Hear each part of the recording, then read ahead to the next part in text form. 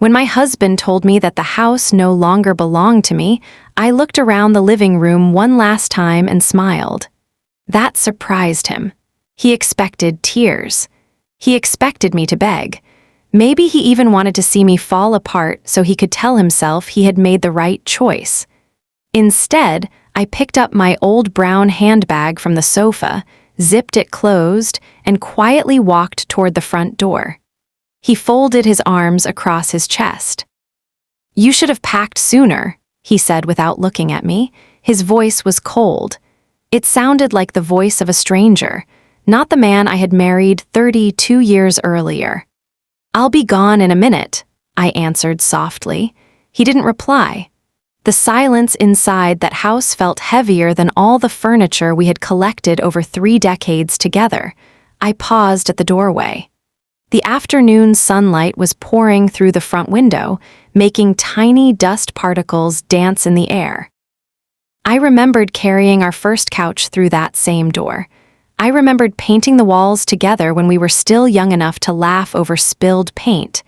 I remembered Christmas mornings, birthday dinners, quiet evenings with coffee after work. Those memories still lived inside those walls, but they no longer belonged to me, or at least that was what my husband believed. As I stepped outside, he called after me. "You signed the papers, Emma. Everything is finished." I turned around. He was standing in the doorway with the confidence of someone who believed he had won. I simply nodded. "Maybe," I said. Then I walked away. I never looked back. Not because it didn't hurt. It hurt more than words can explain. But sometimes when life closes one door, it quietly leaves another one open. The strange thing was, my husband had taken almost everything. The house, the savings account, the cars, most of the furniture. Even the vacation cabin we had bought after saving for almost 15 years. He thought he had planned everything perfectly. He forgot about one small document, one old piece of paper that had been sitting inside the bottom drawer of my bedroom dresser for almost 28 years. A document he had never cared enough to read. And that single mistake would change everything. But before I tell you about that document, I need to tell you how everything fell apart. Because marriages rarely end in one day, they break little by little, like glass that keeps cracking until one final touch makes it shatter. My name is Emma Carter. I'm 60 years old. For most of my life, I believed I had a happy marriage. Looking back now, I realize I was happy because I kept ignoring the things that should have worried me. Richard and I met when I was 26. I was working as a receptionist at a small medical clinic. He had just started his own construction business. He wasn't rich then. Neither of us was. He drove an old pickup truck that made strange noises every time he turned the engine off. I rented a tiny apartment with peeling wallpaper and windows that leaked whenever it rained. Neither of us cared. We believed love would solve everything. Back then, it almost did. Richard made me laugh. He always knew how to brighten a difficult day. He would bring me coffee before work. He would leave handwritten notes inside my lunch bag. Sometimes they only said 3 words, "I love you." Other times they said something silly that made me smile for the rest of the day. I kept many of those little notes inside a shoebox. I wonder now if he ever meant them, or if people simply change over time. We got married after dating for 2 years. Our wedding wasn't expensive. My dress came from a small local shop. His suit was rented. My father grilled hamburgers and chicken for everyone in the backyard. My mother baked the wedding cake herself. Nothing looked perfect. Everything felt perfect. When I think about that day now, I don't remember the decorations. I remember Richard holding my hands during our vows. His hands were shaking. "So are mine," I whispered. He smiled. "We'll shake together." Everyone laughed. For years, that's exactly what we did. Whenever life became difficult, we faced it together. When his business struggled during the first few years, I worked extra shifts. When my mother became sick, he drove me to the hospital every weekend. When money was tight, we counted every dollar together. Neither of us complained. Those years taught us how to survive, or so I believed. 5 years into our marriage, Richard's construction company finally started growing. He worked longer hours. At first, I admired him. He wanted to build a better future. He wanted us to own a real home instead of renting forever. I supported every dream he had. Eventually, we bought a small house on Maple Street. It wasn't fancy. The roof needed repairs. The kitchen cabinets were older than both of us. The backyard looked like a jungle, but it was ours. We spent every weekend fixing something. Painting, cleaning, planting flowers, building shelves. Slowly, it became a home. Years passed. Richard's company grew larger. He hired employees, bought better equipment, signed bigger contracts. Money became less of a worry. Life became more comfortable. People started calling him successful. I was proud of him. Whenever someone praised his business, I smiled like his success belonged to both of us. Because I truly believed it did. We never had children, not because we didn't want them. Life simply had different plans. After years of doctor visits and quiet disappointments, we finally accepted that our family would remain just the two of us. That sadness brought us even closer. At least, that's how it seemed. We adopted a golden retriever named Molly instead. She filled our home with joy. Every evening she waited by the front window until Richard came home. The moment she heard his truck, her tail started wagging so hard that her whole body moved. Richard always laughed. "Someone still thinks I'm important." "You are," I would tell him. Back then, I meant it. As the years went by, people often asked me how we had stayed married for so long. I always gave the same answer. Respect. I believed respect mattered more than romance. Flowers eventually stop arriving. Fancy dinners become rare. Life becomes ordinary, but respect should remain. At least that's what I believed. I didn't notice when respect quietly disappeared from our marriage. It didn't vanish overnight. It faded. Slowly. So slowly that I convinced myself nothing was wrong. Richard stopped asking about my day. He started eating dinner while checking emails. He spent weekends talking on the phone about work instead of sitting with me on the porch. I told myself he was simply busy. Successful people work hard. That's normal, or at least that's what I repeated whenever loneliness began creeping into my heart. One evening, I made his favorite meal, pot roast with mashed potatoes and homemade biscuits. He came home nearly an hour late. The food was cold by then. "I'm sorry," he said while loosening his tie. "I already ate." "Oh." I had dinner with a client. He walked upstairs without noticing the table I had spent all afternoon preparing. I stood alone in the kitchen. The candles kept burning. The food stayed untouched. That night, I packed everything into containers and placed them inside the refrigerator.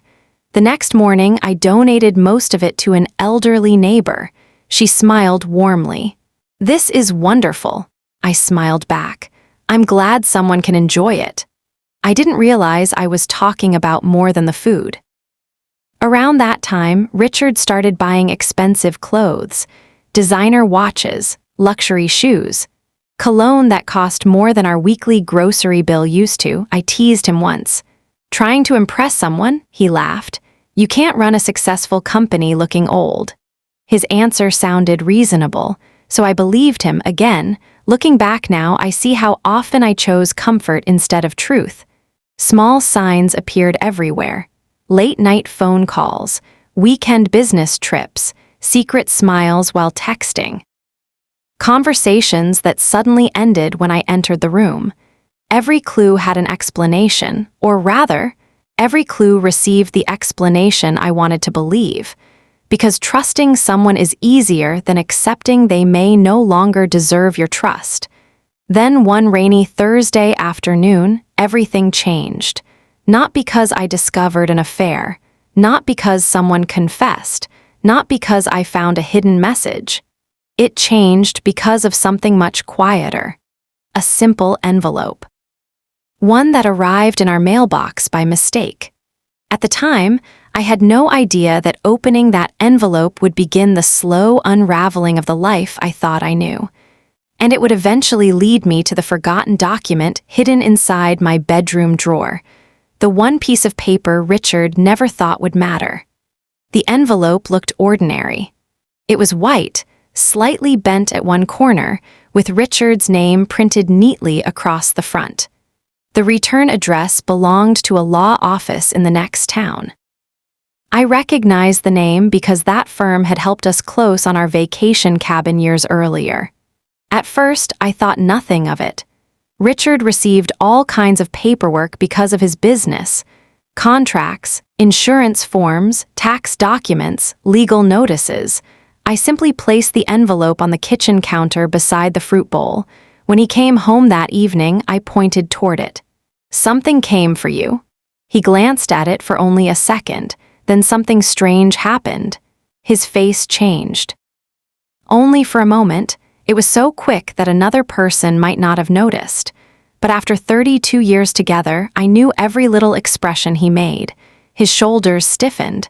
His smile disappeared. Then, almost immediately, he forced another smile onto his face. "Oh," he said casually, "business paperwork." He picked up the envelope so quickly that it almost slipped from his hands. "I'll look at it upstairs." Normally, he opened his mail right there in the kitchen. That evening, he didn't. He disappeared into his home office and closed the door behind him. I stood in the hallway for a moment. The closed door seemed louder than any argument we had ever had. Still, I walked away. I reminded myself that everyone deserves privacy, even husbands, even wives. Trust, I told myself, means not asking unnecessary questions. That was what I had always believed. The next morning, Richard left before sunrise. He kissed the top of my head as I poured coffee. "I have an early meeting." "Drive safely." "I will." The front door closed quietly behind him. I waited until I heard his truck disappear down the street before I realized something. He had forgotten his coffee. Richard never forgot his coffee. I carried the travel mug to the window and watched the empty driveway. A strange feeling settled inside me. It wasn't fear, not yet. It was more like uncertainty. Like standing outside just before a storm begins. You can't hear thunder, but somehow you know rain is coming. The following weeks felt different, not dramatically different, just colder. Richard became harder to reach. Even when he sat beside me, he seemed somewhere else. One Saturday morning, we were eating breakfast together, or at least I was eating. He spent most of the meal staring at his phone. "You've barely touched your pancakes," I said. You seem distracted." "No, you've looked at your phone 6 times in the last minute." He sighed. "Emma, I'm only asking." "It's work." "It always seems to be work lately." He placed his fork down. "You know what happens when businesses grow? They become busier." "Exactly. I understand that. Do you?" His words weren't loud, but they carried a sharpness I hadn't heard before. "I thought you did." The room became quiet. Outside, Molly chased squirrels across the backyard. Inside, neither of us spoke. A few minutes later, he stood. "I've got to go." "It's Saturday." "I know. Will you be home for dinner?" "I'll try." He didn't. Around 9 that evening, he sent a text. "Working late, don't wait up." That was all. No heart, no apology, no explanation. I stared at the message for several minutes before putting the phone down. Molly rested her head on my lap. I gently scratched behind her ears. "I guess it's just us tonight." She wagged her tail as if she understood.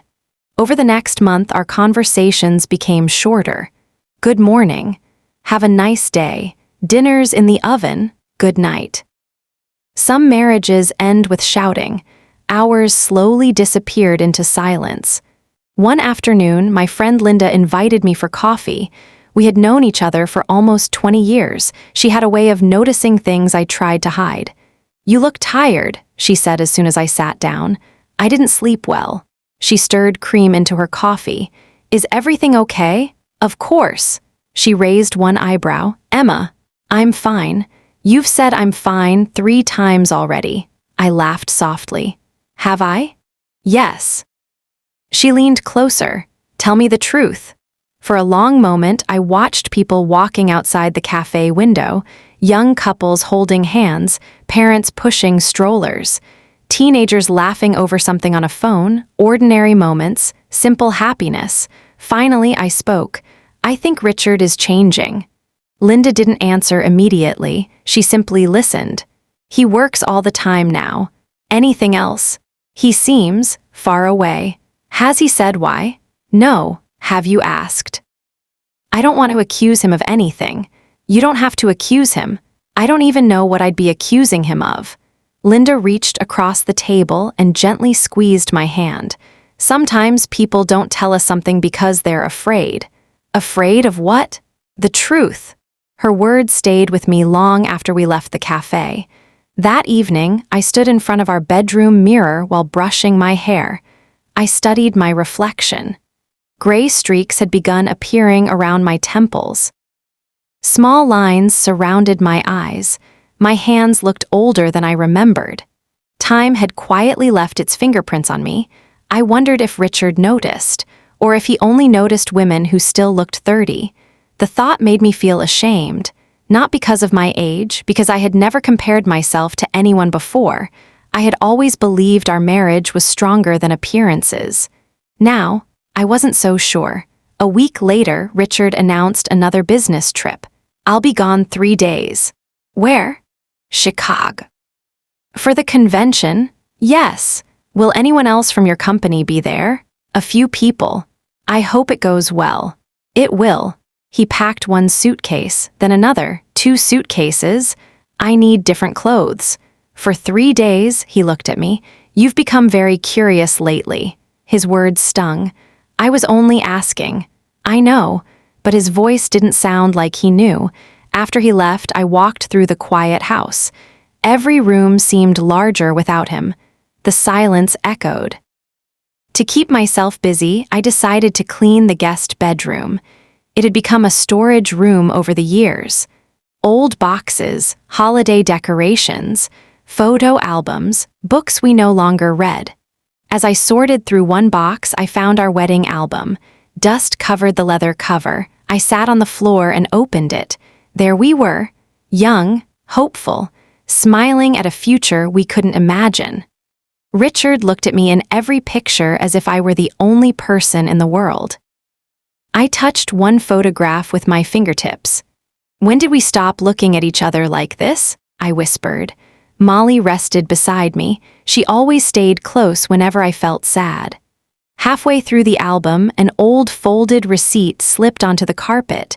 It was from the hardware store where we had bought supplies to renovate our first house. At the bottom, Richard had written something, "Our forever home." I closed my eyes. For a moment, I couldn't breathe, not because of the memory. Because forever had quietly become temporary. The next evening, Linda called. How are you doing? I'm surviving. You sound lonely. I suppose I am. You know you're welcome here anytime. I know. She hesitated. Emma, yes, I saw Richard yesterday. My heart skipped. Oh, he wasn't in Chicago. The room suddenly felt colder. What do you mean? I had lunch with my sister downtown, and I saw him walking near Riverside Park. Maybe he flew back early. He wasn't alone. I gripped the phone tighter. Who was with him? A woman. Silence. I don't know who she was, Linda continued gently. They were laughing. They could have been discussing business. They could have. Did you recognize her? No, maybe a client. Maybe. Neither of us believed that, but neither of us wanted to say the words. After we ended the call, I sat in complete silence. The clock ticked on the wall. Rain tapped softly against the windows. Molly climbed beside me on the couch and laid her head against my arm. I cried, not loudly, just quietly. The kind of tears that fall because your heart already knows something your mind is still trying to deny. Richard returned the following afternoon. He looked relaxed, almost happy. How was Chicago? I asked while helping him bring in his suitcase. Busy. Did the convention go well? It was productive. What hotel did you stay at? He looked at me strangely. The Marriott. Oh, why? No reason, he smiled. You've become an investigator. I forced a smile. I was making conversation. He kissed my forehead. I'm tired. I'll unpack later. As he carried the suitcase upstairs, I noticed something unusual.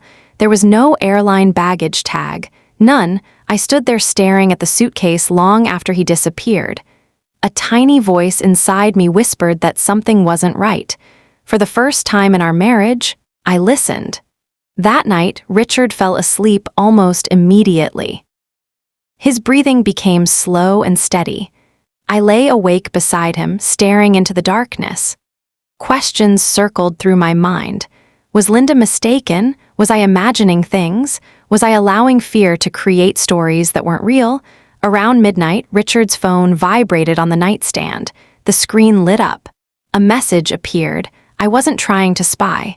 I simply happened to look. The sender's name wasn't saved, only a phone number. The preview contained just 6 words. I already miss you. Sleep well. My heart stopped. Richard didn't wake up. The screen went dark again. I closed my eyes. Every part of me wanted to believe there was another explanation. Maybe it was sent to the wrong number. Maybe it was from a relative. Maybe, but deep inside, I knew something had changed forever. I didn't touch his phone. I didn't wake him. I didn't ask a single question. Instead, I quietly got out of bed, walked downstairs, and made myself a cup of tea. Standing alone in the kitchen at 1 o'clock in the morning, I looked out into the dark backyard. For the first time in 32 years, I wasn't wondering whether my husband loved me. I was wondering whether I truly knew the man I had spent my entire adult life with. And before long, I would discover that the hidden messages were only the beginning.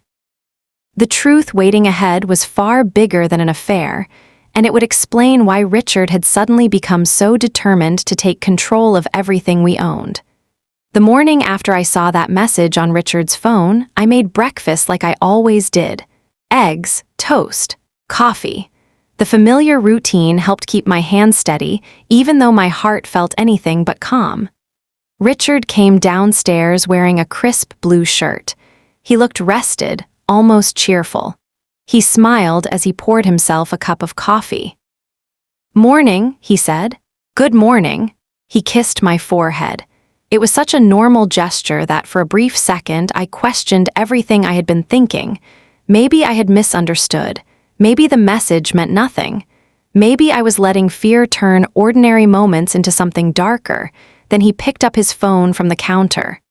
A small smile crossed his face as he read something on the screen.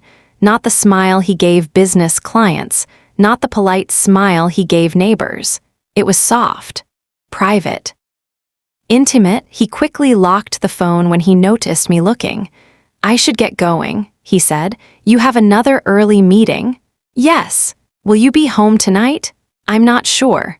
He grabbed his keys and left before I could say another word. I stood alone in the kitchen, listening to the front door close. Molly walked over and rested against my leg. I bent down and hugged her tighter than I ever had before. "I think something is ending," I whispered. She looked up at me with those gentle brown eyes, as if she wished she could answer. That afternoon, I drove to the public library, not because I wanted a book. I wanted somewhere quiet, somewhere I could think without hearing the silence inside my own house. I found a seat beside a large window overlooking a small garden. Children were feeding birds outside. An elderly couple sat on a bench sharing a sandwich. Life kept moving. Mine felt completely still. I opened a notebook from my purse. For the first time, I began writing down everything that had changed during the past year. Late nights, business trips, secret phone calls, canceled dinners, hidden smiles, locked office doors, the mysterious envelope, the text message. Seeing everything written on paper was different from carrying it inside my head. It no longer looked like coincidence. It looked like a pattern, a painful one. When I returned home, I found Richard's sister, Carol, standing on my front porch. She smiled warmly when she saw me. I was in the neighborhood. You should come in. Carol had always been kind to me. Unlike Richard, she still hugged me every time we met. You look tired, she said gently. I haven't been sleeping much. She studied my face for a moment. Is everything all right between you two? The question caught me by surprise. Why would you ask that? She hesitated. I don't know. You do, she sighed. I've noticed Richard has been different. In what way? He barely returns my calls. He says he's busy. I know. She looked down at her coffee cup. Emma. Yes, I hope I'm wrong. So do I. Neither of us said another word. Sometimes silence says exactly what people are too afraid to speak aloud. A week passed, then another. The distance between Richard and me grew wider every day. He no longer asked about my mornings. He no longer noticed when I changed my hairstyle. One evening, I cut nearly 6 inches off my hair. He didn't mention it, not that night, not the next morning, not ever. It wasn't about the haircut. It was about realizing he had stopped seeing me. One Friday evening, he came home carrying a bottle of expensive wine. For a brief moment, hope returned. Maybe he wanted to fix things. Maybe he had realized how far apart we had become. I thought we could celebrate, he said. Celebrate what? A successful quarter. I smiled. I'll make dinner. No need. He looked uncomfortable. I already ate. The smile disappeared from my face. So, the wine? It's for a client. He picked up the bottle again. I forgot. Then he carried it upstairs. I stood there staring after him. Even hope had started leaving this house. 3 days later, everything changed. Richard asked me to meet him in the living room after dinner. His voice sounded unusually calm, too calm. He sat in his favorite chair. I sat across from him. For several seconds, neither of us spoke. Finally, he took a deep breath. I've been thinking. I can tell. I don't think this marriage is working anymore. The words were quiet, almost rehearsed. I looked at him carefully. He couldn't meet my eyes. What happened? We've grown apart.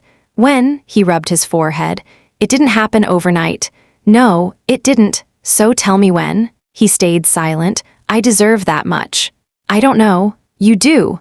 Another long silence filled the room. Finally, he spoke. I've changed. So have I? No. This is different. I nodded slowly. Is there someone else? His head lifted immediately. I didn't want this conversation to become about that. I didn't repeat the question. I simply waited. Waiting has a strange power. People often answer silence more honestly than words. After almost a full minute, he finally whispered, Yes. The room seemed to stop breathing, not because I hadn't expected it, because hearing the truth is different from suspecting it. How long? About a year. A year. 365 days, hundreds of meals, dozens of goodnight kisses, countless lies, all inside one ordinary sentence. I see.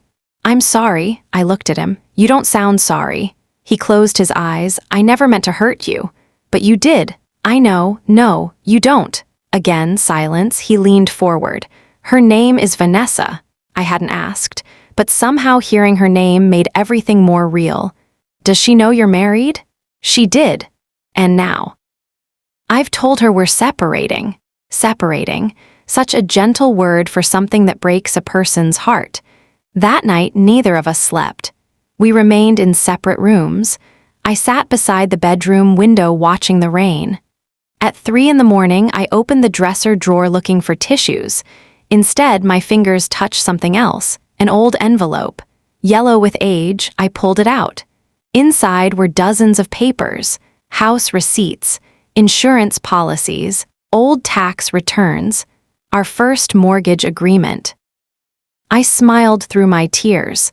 I should organize these someday. I placed everything back into the drawer without looking carefully. If I had, everything might have happened differently. But fate has strange timing. The following week, Richard officially moved into the guest bedroom. Neighbors began noticing. Friends stopped asking us to dinner. People sensed something had changed. One afternoon, Linda came over carrying homemade soup. I thought you might need company. I do. We sat in the kitchen for nearly 2 hours. I finally asked him, I admitted, and there is someone else. Linda reached across the table and held my hand. I'm so sorry. So am I. What will you do? I don't know. Do you want to save the marriage? The question lingered in the air. I thought about our wedding, our first house, Molly, 32 years of memories. Then I thought about secret messages, hidden trips, another woman's name. Finally, I answered honestly. I don't know if there's anything left to save. 2 weeks later, Richard asked me to meet him at a lawyer's office. I've already spoken with an attorney. I nodded. I assumed you had. This will be easier if we stay civil. Civil? He smiled sadly. Please. I looked out the passenger window during the drive. The trees blurred together. Everything felt unreal. Inside the office, the attorney greeted us politely. He slid several folders across the table. These are the proposed divorce terms. I stared at the stack of papers. 32 years together, reduced to signatures. The lawyer explained everything carefully. The house, the retirement accounts, the vehicles, the investments, the vacation cabin. Richard had already prepared a complete financial proposal. It heavily favored him, far more than I expected. I looked at him. You've planned this for quite a while. He lowered his eyes. I wanted everything organized. You certainly did. The lawyer spoke gently. Mrs. Carter, you may have your own attorney review these. Richard answered before I could. I don't think that's necessary. I slowly turned toward him. Why would it not be necessary? We've always trusted each other. I almost laughed. Instead, I simply said, I'll think about it. Over the next several weeks, Richard became increasingly impatient. Have you signed? Not yet. Why? I'm reading. It's standard paperwork. It may be, but I'm still reading. He sighed. You've never cared about financial documents before. No, I trusted you. Those words hung between us. Neither of us said another word. Then one quiet Tuesday afternoon, everything reached its breaking point. I came home from grocery shopping. Richard's car was already in the driveway. That was unusual. He was almost never home that early. As I walked inside, I heard voices upstairs. One belonged to Richard, the other, a woman. I slowly climbed the staircase. The bedroom door stood slightly open. Inside, Richard and Vanessa were standing together. She was beautiful, younger than me by at least 20 years, elegant, confident. She was looking around my bedroom. Richard turned and froze when he saw me. Emma? No one spoke. Vanessa looked embarrassed. I think I should go. Richard nodded. She hurried past me without saying a word. I stepped into the room. Neither of us moved. Finally, I looked around. Open closet doors, half-empty shelves. Boxes on the bed. What are you doing? Richard took a slow breath. I was measuring. For what? So Vanessa can see how her furniture will fit. The sentence echoed inside my mind. Not after the divorce. Not someday. He had already imagined another woman living inside the home we had built together. In that moment, something inside me quietly broke. Not with anger, not with shouting, with acceptance. The marriage I had spent 32 years protecting had already ended. I had simply been the last person to know, and before another month passed, Richard would ask me to sign away everything we had built together, certain that I would never discover the one forgotten document quietly waiting inside the bottom drawer of my dresser. Part 4 resolution. The morning after I found Vanessa standing in my bedroom, I woke before sunrise. For a few seconds, I forgot everything. The room was quiet. The first light of morning slipped through the curtains. Molly lay asleep at the foot of the bed, her soft breathing the only sound in the house. Then reality returned. Richard was no longer sleeping beside me. The marriage I had spent more than 3 decades protecting was ending. I sat up slowly and wrapped my robe around my shoulders. Instead of crying, I walked downstairs and made coffee. The kitchen looked exactly the same. The same wooden table. The same blue coffee mugs we had bought on a vacation 20 years earlier. The same window over the sink where I had watched Richard pull into the driveway thousands of times. It amazed me how a familiar room could suddenly feel like someone else's home. A few minutes later, Richard came downstairs. He looked uncomfortable. "I'm sorry about yesterday." I stirred my coffee without looking at him. "Are you?" He didn't answer immediately. "I shouldn't have brought her here." "No, you shouldn't have." Silence settled between us. Finally, he spoke again. "I'd like us to finish the paperwork soon." I looked at him for the first time that morning. "That's what matters to you today? I think it's better for both of us." "Better for whom? Emma?" "No," I shook my head gently. "Don't explain," he sighed. "I don't want this to become ugly." "It already is." He picked up his briefcase. "I'll be home late." Of course he would. That answer no longer surprised me. Later that afternoon, Linda stopped by unexpectedly. She carried 2 grocery bags. "I thought I'd cook dinner." "You didn't have to." "I wanted to." She unpacked vegetables while I washed lettuce. For nearly half an hour, neither of us mentioned Richard. Sometimes friendship doesn't begin with questions. Sometimes it begins with quiet company. Finally, she looked over at me. "How are you really doing?" I smiled faintly. "I think I'm finally waking up." "What do you mean?" "I spent years pretending everything was fine. And now? Now I don't have the energy to pretend anymore." Linda nodded. "That sounds healthier than it feels." I laughed softly. "It probably is." She hesitated. "Have you signed anything yet?" "No." "Good." Richard's sister Carol had asked me the same question 2 days earlier. Now Linda was asking too. It made me wonder why. "You both seem worried about those papers." Linda wiped her hands on a towel. "Emma." "Yes. Have you actually read every page?" "I've tried." "Try harder."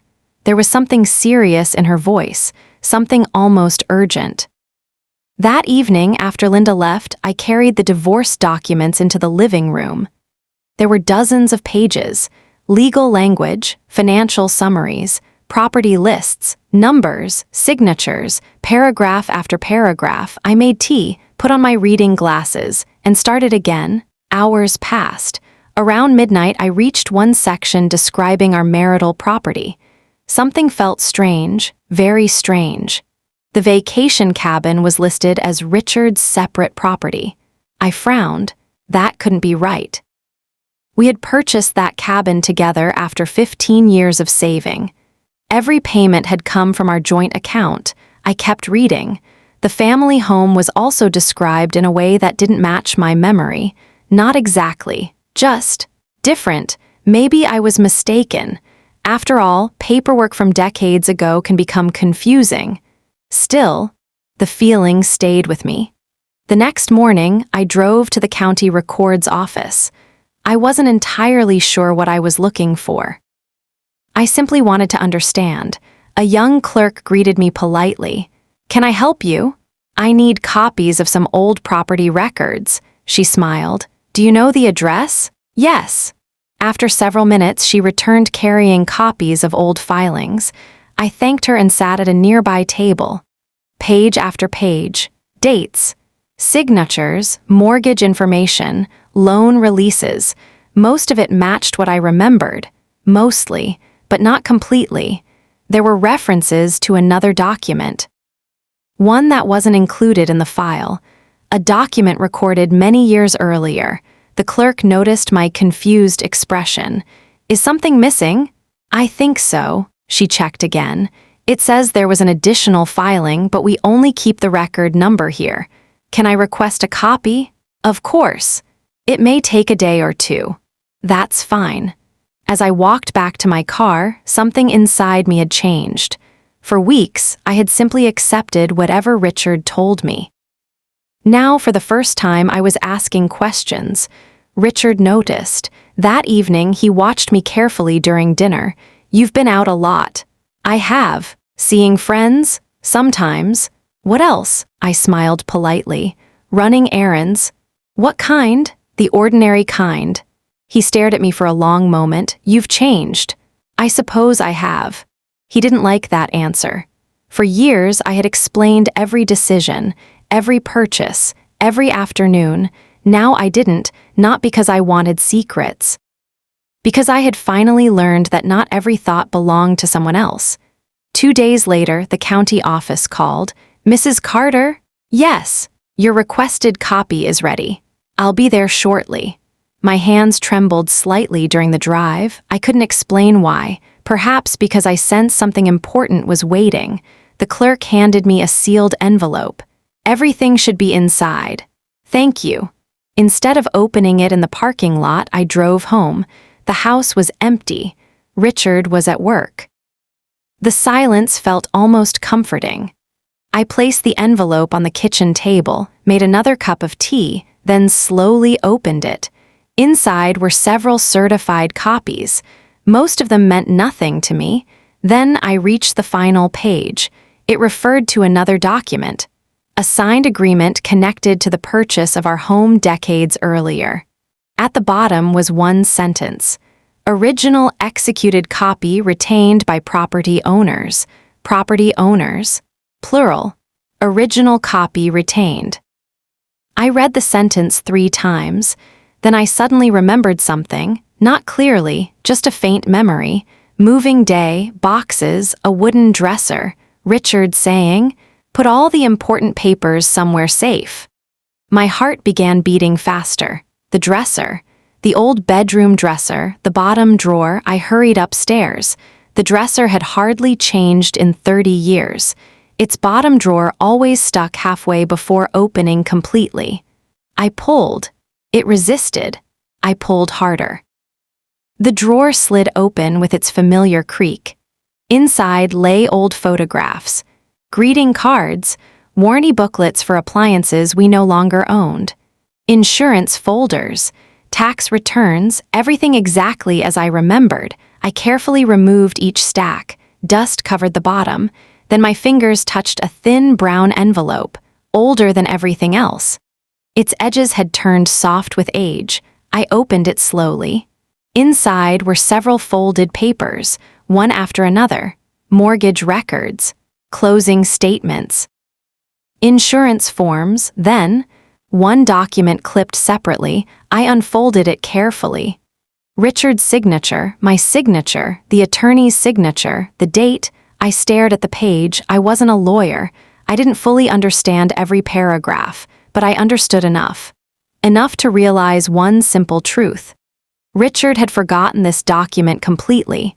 For years, maybe decades, I leaned back in my chair, not because I felt victorious, because I felt stunned. How could something this important have been forgot? How could I have forgotten it too? I carefully returned every paper to the envelope. Then I sat quietly for nearly an hour, thinking, remembering, breathing. That evening, Richard arrived home looking unusually cheerful. I've scheduled another meeting with the attorney. When? Friday. I'll be there. Good, he smiled. I'm glad we're finally moving forward. So am I. He looked surprised by my answer. You are? Yes. I think it's time everything was handled properly. He smiled with obvious relief.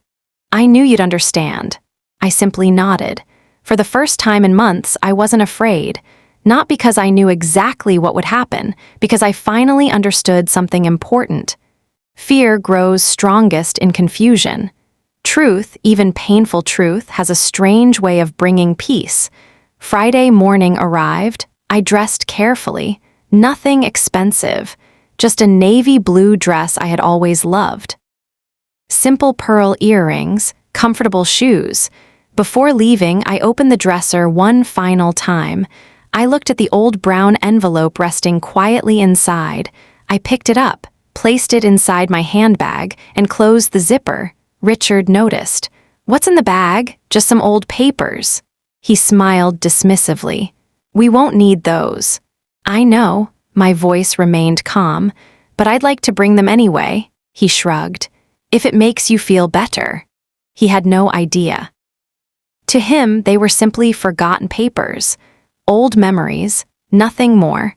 As we drove toward the lawyer's office, Richard spoke about practical things, selling furniture, changing insurance, moving dates. Vanessa, he didn't say her name, he didn't have to. I knew he was already planning another life. I listened quietly, not because I agreed, because I no longer needed to argue. Sometimes the strongest person in the room is the one who speaks the least. When we arrived, the attorney greeted us with the same professional smile. "Good morning." Richard looked confident, relaxed, certain. He believed today would be the final step. He believed I would sign every page exactly as they had been prepared. He believed the past had already been erased. I sat down slowly, placed my handbag beside my chair, rested one hand gently on it. Inside, the old brown envelope waited silently. The forgotten document. The one Richard had ignored for nearly 3 decades. The one hidden in my dresser drawer. And before this meeting was over, it would become the most important piece of paper in the entire room. The conference room felt smaller than I remembered. The same polished wooden table, the same leather chairs, the same shelves filled with thick law books, yet something inside me had changed since the last time I sat there. A few weeks earlier, I had walked into that office frightened and uncertain. I had believed Richard understood every document in front of us better than I ever could. Now I realized something important. Not understanding something today doesn't mean you cannot understand it tomorrow. The attorney smiled politely. "Good morning, Mr. and Mrs. Carter." Richard nodded confidently. "Let's finish this." The attorney opened a folder. "I've prepared the final settlement based on the terms we previously discussed." He slid the papers toward me. "Mrs. Carter, if everything is acceptable, we'll simply need your signature." I looked down at the documents. My name appeared over and over again. 32 years of marriage reduced to a handful of signatures. I slowly closed the folder. "I'm afraid I have a question." Richard leaned back in his chair. "I thought we'd already discussed everything." "We haven't." The attorney looked at me kindly. "What would you like to discuss?" I opened my handbag carefully. Slowly, I removed the old brown envelope. Its edges were worn from age. Richard barely looked at it. "I don't think those old papers matter anymore." I met his eyes. "I think they do." The attorney accepted the envelope from my hands. "What is this?" "I believe it's connected to the purchase of our home." He opened it, one page, then another. His expression remained professional until he reached the final document. He stopped reading. He adjusted his glasses. Then he read the same paragraph again. Richard noticed. "What is it?" The attorney didn't answer immediately. Instead, he carefully laid the document on the table. "Mr. Carter."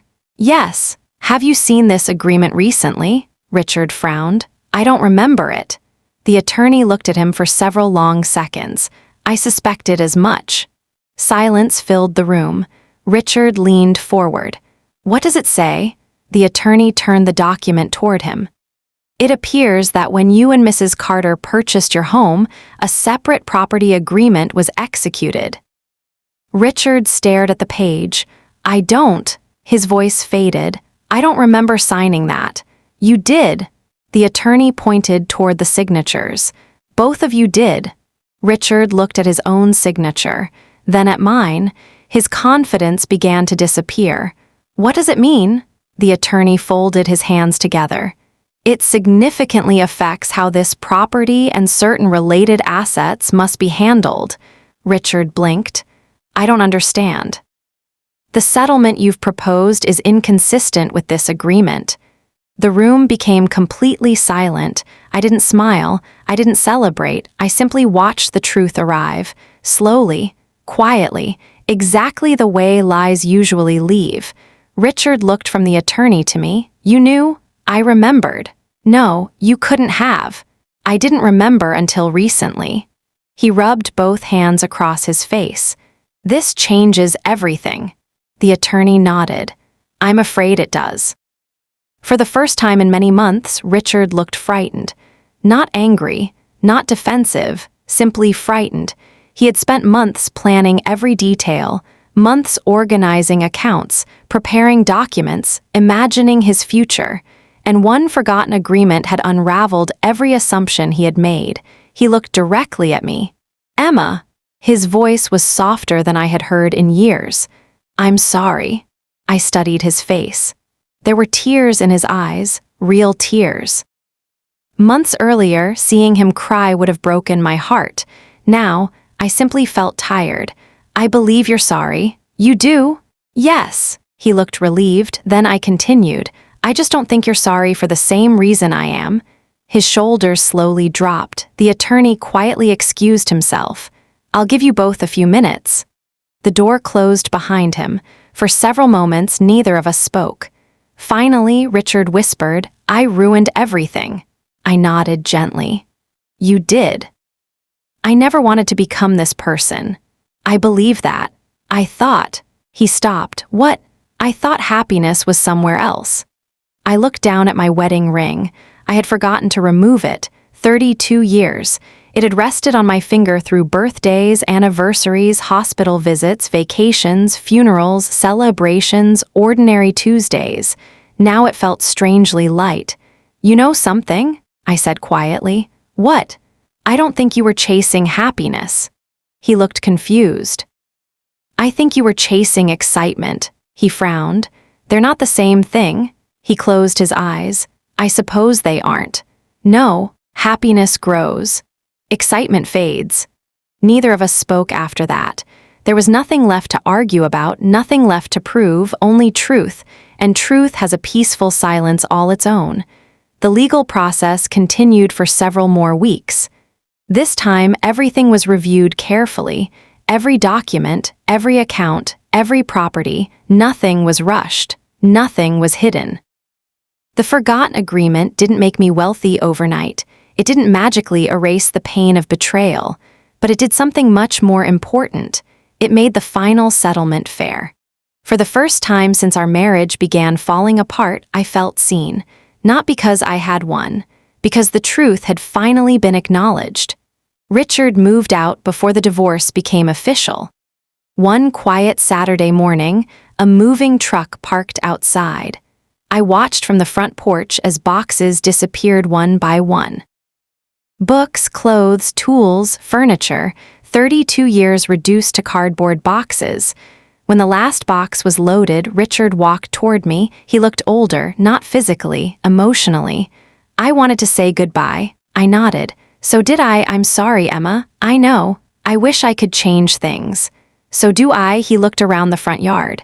The roses are blooming. They always bloom in May. You always took good care of them. I smiled softly. They needed patience. He nodded. So did you. Neither of us cried. Sometimes tears belong to the beginning of grief. Peace belongs to the end. Before leaving, he reached into his pocket. I found something. He handed me a tiny folded piece of paper. I opened it carefully. My heart stopped. It was one of the handwritten lunch notes he had written to me during our first year of marriage. Only 3 words, I love you. I looked up. You kept this? I found it in my wallet. For 30 years? He nodded. I forgot it was there. The words carried a sadness deeper than either of us expected. Forgotten. That single word seemed to describe everything. He had forgotten the note, forgotten the agreement, forgotten the promises, forgotten the woman who had stood beside him while he built his life. Not all forgetting happens on purpose, but it still leaves people hurting. He climbed into his truck. Before closing the door, he looked back one last time. I hope you find happiness. I smiled gently. I already have. He looked surprised. You have, yes. Where? I placed one hand over my heart. Here. He nodded once, then drove away. I never saw him again. The months that followed were quieter than I expected. Some mornings were lonely. I won't pretend otherwise. There were days when I reached for a second coffee mug before remembering I only needed one. There were evenings when I heard a truck outside and instinctively glanced toward the window. Habits take longer to leave than people do, but little by little. The house began feeling like home again. I painted the guest bedroom, planted new flowers, adopted another rescue dog after Molly peacefully passed away at the age of 14. His name was Oliver. He had gray fur around his muzzle and walked with a slight limp. The shelter volunteer apologized. "He isn't young," I smiled. "Neither am I." Oliver came home with me that afternoon. Sometimes broken hearts recognize each other immediately. One afternoon, nearly a year after the divorce, Linda and I sat on the front porch drinking lemonade. "You seem different," she said. "I am. In a good way." "I think so," she smiled. "You laugh more." "I sleep better."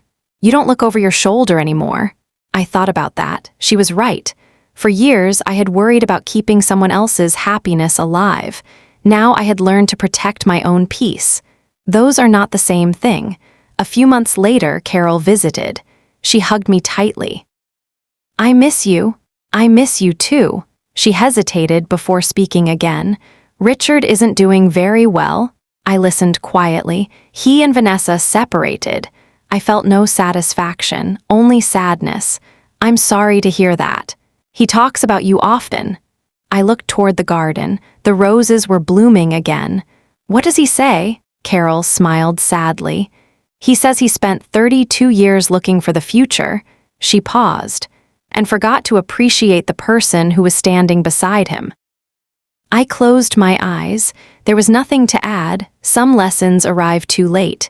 Today, when people ask me how I survived my divorce, they expect me to talk about lawyers, or money, or the forgotten document hidden inside my dresser. But that isn't the real answer. The document protected my future. It did not heal my heart. Time did that. Friends did that. Quiet mornings, long walks, forgiving myself for ignoring the warning signs. Learning that my worth was never determined by whether someone chose to stay. Most of all, I learned this. Love should never require you to disappear. If you spend years making yourself smaller so someone else feels bigger, that isn't partnership. It's loneliness wearing a wedding ring.